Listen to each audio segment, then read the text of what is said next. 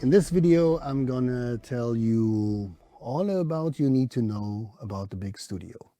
And this is gonna be like a run through all of the functions and features, but it's also gonna be a background story on the development of the product. A few years back, I guess it was 22 or something, Josh Eastock, who was the pro audio manager for our North American distributor, he pretty much every week hassled me to come out with a product that would enhance the stereo, make stereo wider. The idea is intriguing, but honestly, there isn't a lot you can do, at least at the time.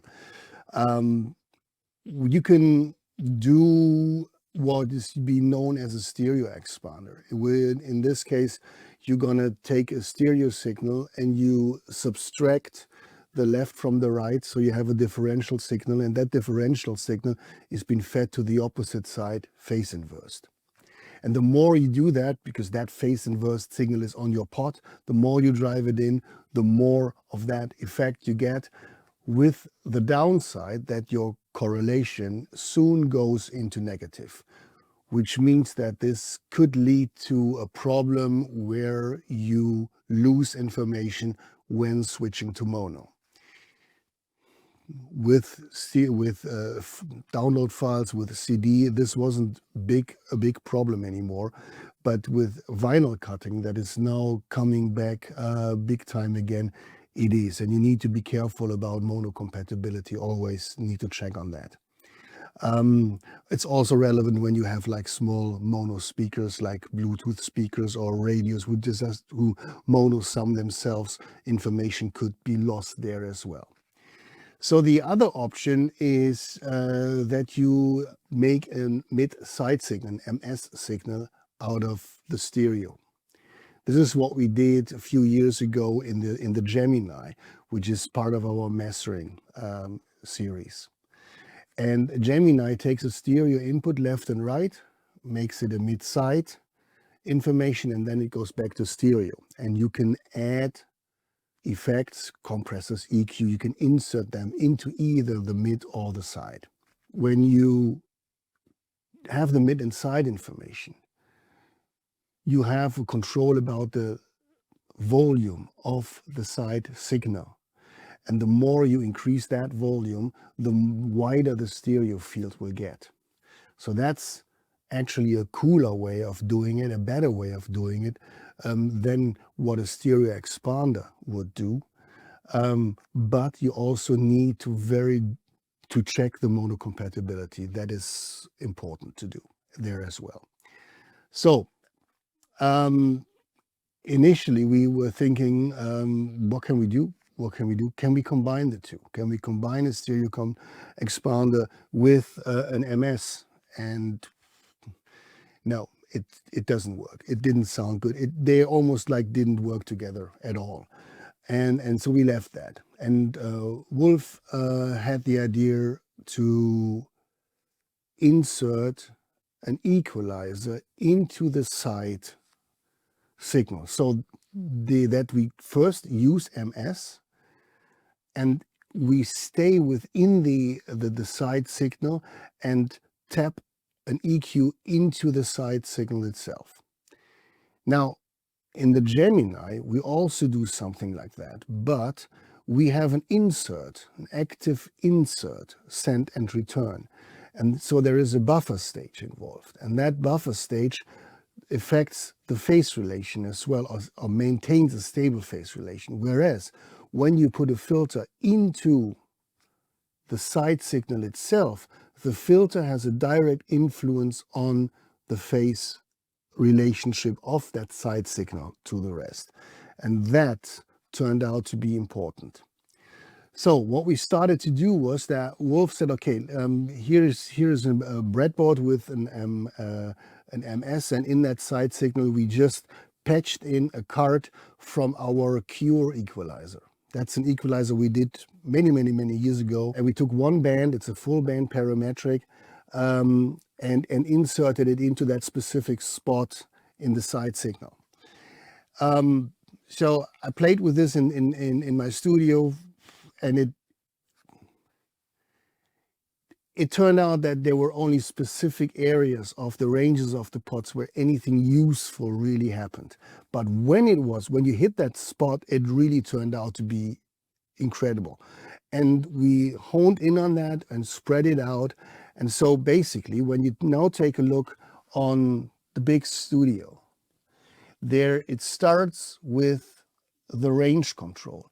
And the range control goes from high to open, meaning that fully counterclockwise, you're going to only affect the highest frequencies that are in your mix or in the signal in the audio.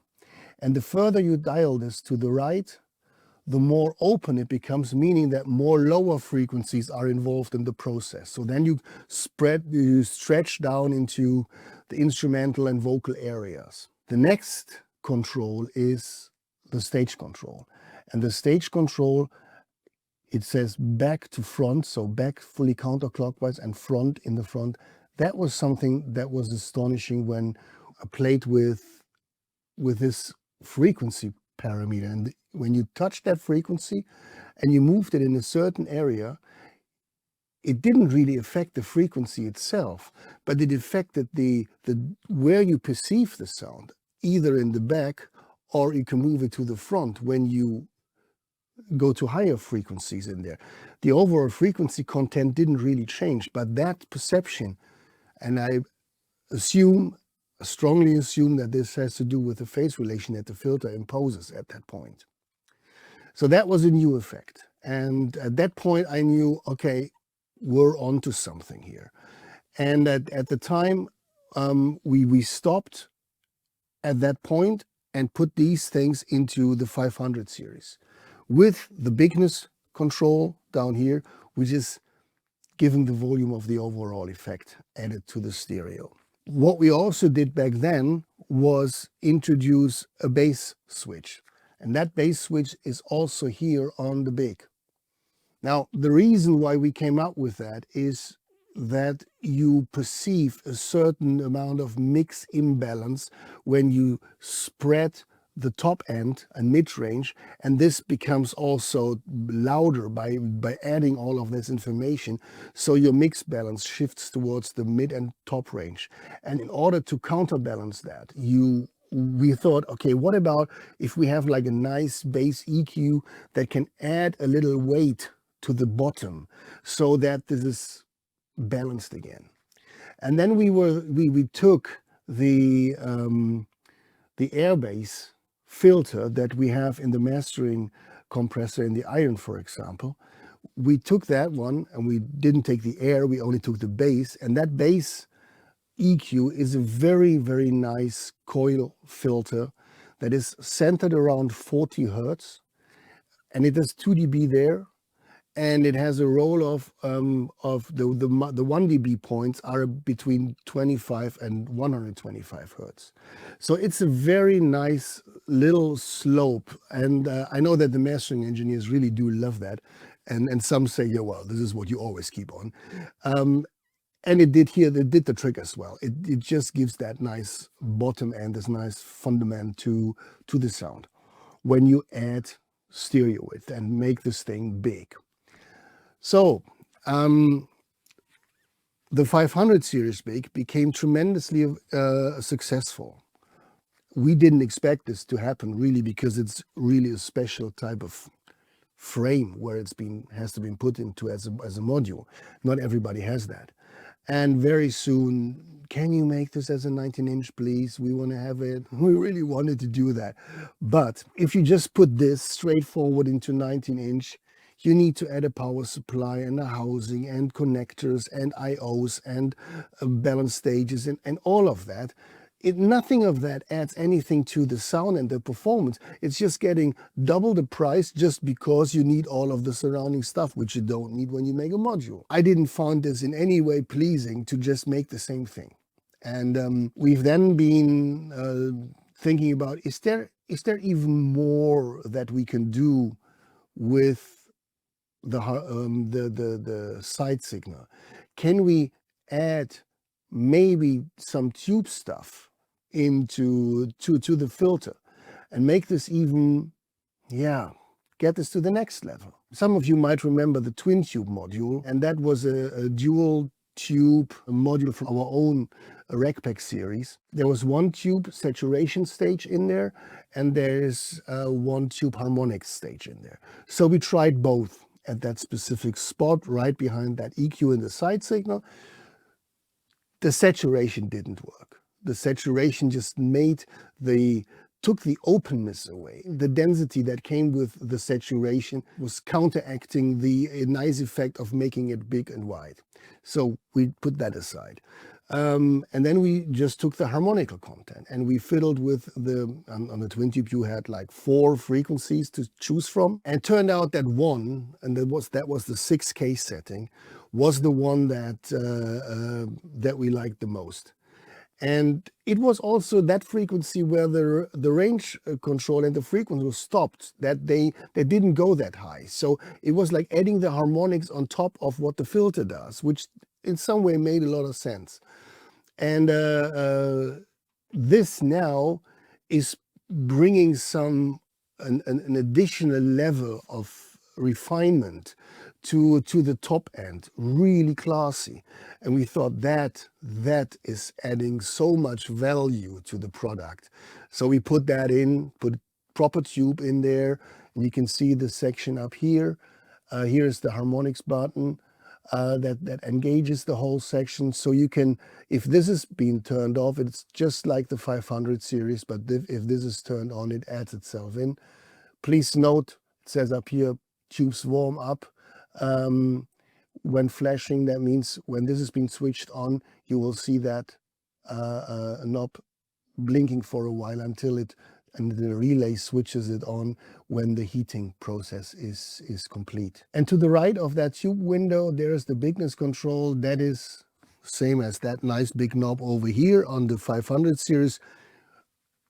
I wanted to have that big knob because it's a bigness knob. Obviously, on the One U unit, we couldn't do that, but still, would have been nice. You will notice one difference, though, between this bigness control and the 500 bigness control.